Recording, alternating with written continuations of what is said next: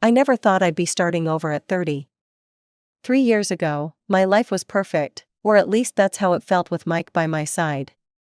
He was everything I could have wanted, brilliant doctor by day, talented guitarist by night, and the kindest soul you could ever meet. We'd been together for 5 years, and I honestly thought we'd grow old together.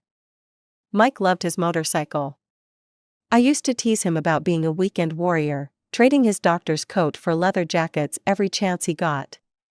But that's what made him who he was, this perfect balance of responsibility and freedom. That morning was like any other. He kissed me goodbye, grabbed his helmet, and headed out for a quick ride before his hospital shift. He never made it to work. A car ran a red light, and just like that, my whole world collapsed. The first few months after the accident are still a blur. I threw myself into my programming work, taking on extra projects just to keep my mind occupied. My sister Sarah, despite her usual judgmental attitude, actually helped me through those initial weeks. She'd bring her boys, Tommy and Jake, over to my place, and their presence somehow made things a little more bearable. For 3 years, I lived in this strange limbo, not really dating, not really living, just existing. My programming job kept me busy, and I made good money, enough to help Sarah with her bills since she's been raising the boys alone after her divorce. Last week, his old bandmates came over. We do this sometimes, get together, share memories, laugh about the good times. Dave, their lead singer, brought out Mike's old guitar. "Remember how he'd always say music was medicine for the soul?" Dave asked, strumming a few chords. That's when it hit me. I needed to do something permanent, something meaningful to honor Mike's memory. Not just for him, but for me too. A way to carry him with me always, while also marking the beginning of my journey forward. I've never been the type for tattoos. Truth be told, I used to be pretty conservative about body modifications. But somehow, the idea of getting Mike immortalized on my skin, a guy with a guitar on his shoulder, felt right. It felt like the perfect tribute to the man who taught me that life was meant to be lived boldly. The tattoo parlor was nothing like I expected. I'd always imagined some dark, sketchy place with neon signs and questionable hygiene, but this was more like a high-end art studio. The artist, Anna, made me feel completely at ease as she looked at the reference photos I'd brought of Mike with his guitar. For hours later, I couldn't stop staring at my arm. The detail was incredible: Mike's profile, his familiar stance with the guitar slung over his shoulder, even that slight smile he always had when he played. It hurt like hell, but it was worth every second. 2 weeks passed, and the tattoo healed beautifully. I decided it was time to visit Sarah and the boys. It was a typical Saturday afternoon when I pulled up to Sarah's house. I wore a light jacket with long sleeves. The moment I knocked, I heard Tommy and Jake thundering down the stairs. "Aunt Tasha," Tommy practically tackled me with a hug. At 12, he still hadn't outgrown his enthusiasm for family visits. Jake, trying to maintain his cool 15-year-old demeanor, hung back but couldn't hide his smile. "Hey, Aunt Tash." Sarah appeared behind them, looking genuinely happy to see me. Perfect timing, I just made lunch. The house was warm, and I shrugged off my jacket without thinking. I was wearing my favorite short-sleeved t-shirt underneath, and suddenly the room went quiet. Well, briefly quiet before Tommy's excited shout broke the silence. "No way, is that Uncle Mike?" He rushed over to examine my arm. "That's so cool. Look, Jake, it's got his guitar and everything." Jake moved closer too, his teenage reserve forgotten. "That's actually really awesome, Aunt Tasha. It looks just like him." That's when Sarah's voice cut through the boys' excitement like ice. "Tasha, what were you thinking? That's just ugly. I can't believe you'd do something so permanent without consulting anyone." I felt my face flush, but I kept my voice steady. "Sarah, I didn't need to consult anyone. It's my body, and I'll decide what to do with it." The look she gave me could have frozen hell over, but she didn't say anything else. We sat down to lunch, and while the boys kept asking questions about the tattoo and sharing their favorite memories of Mike, Sarah sat there radiating disapproval. Every time I caught her eye, she was staring at my arm like it had personally offended her. I tried to keep the conversation light, telling the boys about Mike's first disastrous attempt at teaching me guitar, and how he'd eventually given up and said I should stick to coding. They laughed, but Sarah just pushed her food around her plate. It was around 8 when my phone rang. Mom's name flashed on the screen, and I knew immediately what was coming. Sarah must have texted her the moment I'd taken off my jacket. Tasha, Mom's voice was that special mix of disappointment and judgment she'd perfected over the years. Your sister just told me about what you've done to yourself. I have to say, I don't approve at all. What were you thinking? I took a deep breath. Mom, I'm 30 years old. I don't need your approval for decisions about my own body. She made that little snorting sound she always makes when she's really annoyed.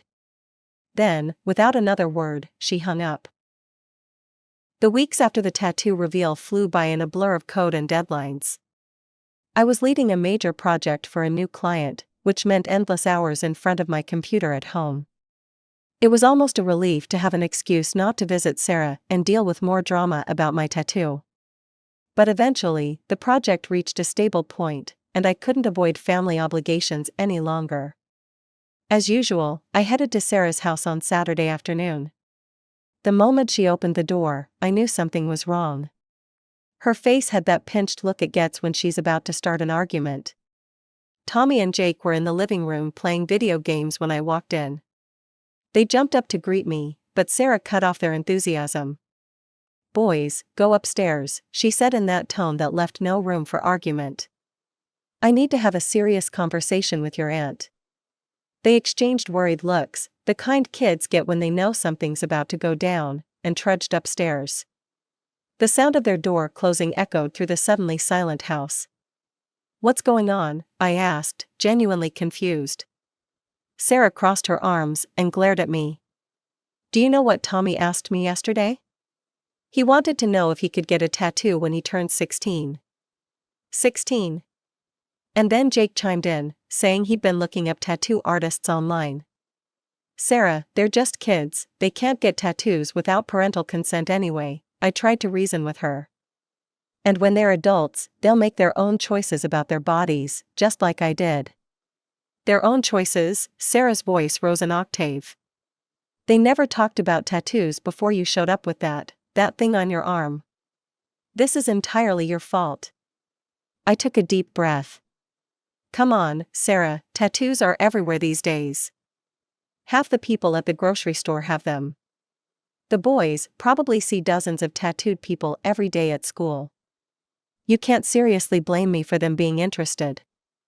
Don't you dare try to rationalize this. Sarah was practically shaking now. You have no idea what you've started. First, they'll want tattoos, then what's next? They'll start smoking because it looks cool. Then they'll start drinking, and before you know it, they'll be doing drugs. I stood there in Sarah's living room, feeling like I'd stepped into some alternate reality where getting a tattoo was equivalent to corrupting minors. Sarah, this is ridiculous, I said, trying to keep my voice steady. I've never smoked a cigarette in my life. I go to the gym 4 times a week. The wildest thing I drink is kombucha. You know all this. It doesn't matter. Sarah's face was red now.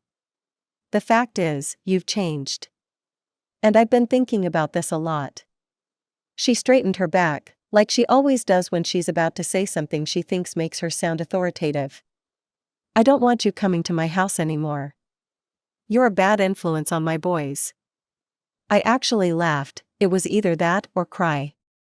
A bad influence? Because of a tattoo?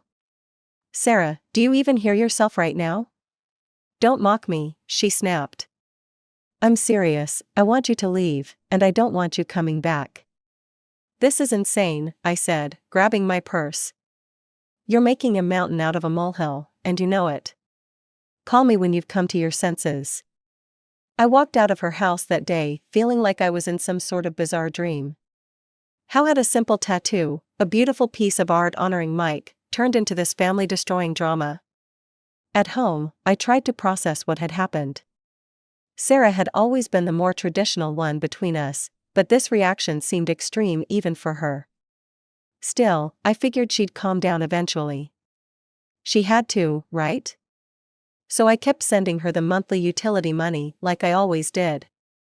After all, her financial situation shouldn't suffer just because she was being ridiculous about my tattoo.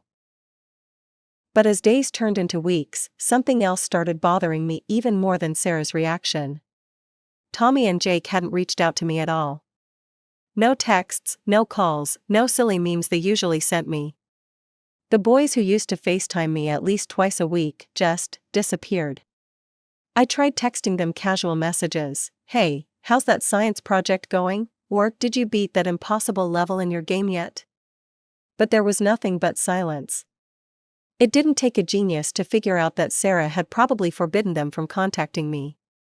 The thought of her using the kids as pawns in this ridiculous fight made my blood boil. 2 months crawled by. I threw myself into work, took on extra projects, anything to keep my mind off the situation. But as Thanksgiving approached, I couldn't ignore the family drama anymore. Usually, Mom would have called weeks ago to coordinate dishes and planning, but this year, silence. She probably just forgot, I told myself, even though Mom had never forgotten to invite me to Thanksgiving in my entire adult life. Things have been busy for everyone. So I did what I always did, bought thoughtful gifts for everyone, including Sarah and the boys. I got Tommy the new gaming console he'd been begging for, and Jake the expensive art supplies he needed for his portfolio. I even got Sarah that fancy coffee maker she'd been eyeing but couldn't justify buying for herself. Loading up my car with the gifts, I tried to stay positive. Surely they wouldn't let a tattoo ruin Thanksgiving? This was our family's biggest holiday, the one time of year when we all came together no matter what. Even 3 years ago, right after Mike's death when I could barely function, I'd still made it to Thanksgiving dinner. I pulled up to my parents' house, the trunk full of carefully wrapped gifts. The familiar sight of Mom's Thanksgiving decorations, the same ceramic turkey she'd had since I was a kid, the autumn wreaths, the pumpkins on the porch, made me smile. But that smile faded when I opened the front door. The scene I walked into felt wrong immediately. Sarah, Mom, Dad, and the boys were all there, but instead of the usual Thanksgiving chaos, there was this weird tension in the air. They stared at me like I was a ghost who'd just materialized in their living room. "Tasha," Mom's voice had that sharp edge to it. "What are you doing here?" I stood there, arms full of gift bags, feeling increasingly stupid. "What do you mean?" "It's Thanksgiving, I brought presents for everyone." We didn't invite you," Mom said slowly, like she was talking to a child. "We thought you'd understand that meant you weren't supposed to come." The gifts suddenly felt like they weighed 1,000 pounds. Understand? Understand what? Why wouldn't I be invited to Thanksgiving? Sarah stepped forward, arms crossed. That's when I noticed the boys weren't looking at me, they were staring at the floor, shoulders hunched. "Because," Sarah said, "we don't need you showing off that tattoo and filling my children's heads with more inappropriate ideas about acceptable behavior." I set the gifts down harder than necessary. "Are you kidding me? We're still on this? It's been months, it's just a tattoo." "Just a tattoo," Sarah's voice went up an octave. "It's a symbol of rebellion and disrespect." Oh my God, I ran my hands through my hair in frustration. Are you all hearing yourselves? Uncle Jim has a full sleeve of tattoos. Cousin Rachel just got a massive phoenix on her back last month. Nobody said a word about those. Dad shifted uncomfortably in his armchair, but Mom jumped right in. "That's different, Tasha, you should have consulted us first. You know how we feel about these things." I felt like I was losing my mind. "Consulted you? I'm 30 years old. Why would I need to consult anyone about what I do with my own body?" "Because we're your family," Sarah shouted. "Because we have values. Because actions have consequences. The only consequences here are the ones you're creating." I could feel tears of frustration building up. "This tattoo means something to me. It's for Mike. It's my way of keeping him with me, of honoring his memory." That's when Sarah said it. The words that would change everything. "Oh, don't start with that again," she sneered. I never liked him anyway. Always showing off with that stupid guitar, acting like some wannabe rock star. Riding around on that death trap of a motorcycle. She let out a harsh laugh. "You know what? I'm glad he got hit by that car. Maybe now you'll finally grow up and start acting like a normal person." The room spun around me. I could barely breathe, but I managed to find my voice. "Apologize," I demanded, my words coming out in a whisper at first, then gaining strength. "Apologize right now for what you just said about Mike." Sarah lifted her chin defiantly. "I won't apologize for telling the truth. Mom, Dad, I want her out of here. She's ruining Thanksgiving." I looked at my parents, waiting for them to say something, to defend me, to scold Sarah for her cruel words about Mike. Instead, Mom stood up, smoothing her skirt with trembling hands. "Tasha, I think you should go," she said quietly. I stared at them all, my father avoiding eye contact, my mother's lips pressed into a thin line, Sarah's triumphant expression, and my nephew's confused faces. Without a word, I picked up all the gift bags I'd brought and walked out. The drive to the local homeless shelter was a blur. I barely remember handing over the gifts to the surprised volunteer at the door. "These are all new," I explained mechanically. "The gaming console, the art supplies, the coffee maker, everything's unopened." Back home, I sat in my dark living room for hours, thinking about everything. The monthly utility payments I'd been making for Sarah since her divorce. The Christmas traditions we'd started, last year's trip to Hawaii, still fresh in my memory. Tommy's excitement when he saw the ocean for the first time, Jake's endless photos of the sunset, Sarah actually relaxing for once. I'd already booked the Europe trip for this year, planning to surprise them with it on Christmas morning. But it wasn't just the trips. There were the regular shopping sprees for the boys' school clothes, the extra tutoring I paid for when Jake struggled with math, the summer camp fees, the monthly utility bills that mysteriously got paid even when Sarah was between jobs. And the college funds, 2 years of careful saving, making sure my nephews would have options when they graduated high school. I thought about Mike then, about what he would say if he could see all this. He'd probably make some joke about karma, then get serious and remind me that love shouldn't be a one-way street. Opening my laptop, I felt strangely calm. The email to Sarah practically wrote itself. "Sarah, I've had time to think about what happened today, and I've made some decisions that I want to communicate clearly. I will no longer be sending monthly payments for your utilities. Since you feel I'm such a negative influence, I'm sure you wouldn't want to rely on my money. The Europe trip I planned for Christmas is cancelled, at least for you and the boys. I'll be going alone. For the past 2 years, I've been setting aside money for Tommy and Jake's college education. Given your concern about my influence on them, I'll be closing these accounts and investing the money elsewhere. I hope you'll explain to the boys why they won't be getting their Christmas surprises this year. Feel free to tell them it's because their aunt's tattoo makes her an unfit influence on their lives. Tasha." I hit send and immediately turned off my phone. My hands were shaking, but my mind was clear. For the first time since Mike died, I felt like I was standing up for myself, really standing up for myself. The next morning, I stared at my phone for a long moment before turning it on. The notifications started flooding in immediately. 37 missed calls. 63 text messages. 22 voicemails. The first message I opened was from Sarah. "How dare you do this to my children? You have no right to punish them because you're mad at me. Call me back immediately." Then came Mom's texts. "Tasha, this is completely selfish behavior. We raised you better than this. You're letting a tattoo destroy this family." Dad's message was shorter but equally guilt-laden. "Your sister needs that money, think about the boys." I scrolled through message after message, each one demanding responses, explanations, apologies. But none of them, not a single one, acknowledged Sarah's cruel words about Mike or apologized for how they'd treated me at Thanksgiving. Around 2 in the afternoon, aggressive knocking startled me from my work. I'd been trying to lose myself in coding, but the sound of Sarah's voice through the door shattered my concentration. Tasha, open this door right now, Sarah's voice carried through the apartment. We need to have a serious conversation. I heard Mom chiming in, sweetheart, please, let's talk about this like adults.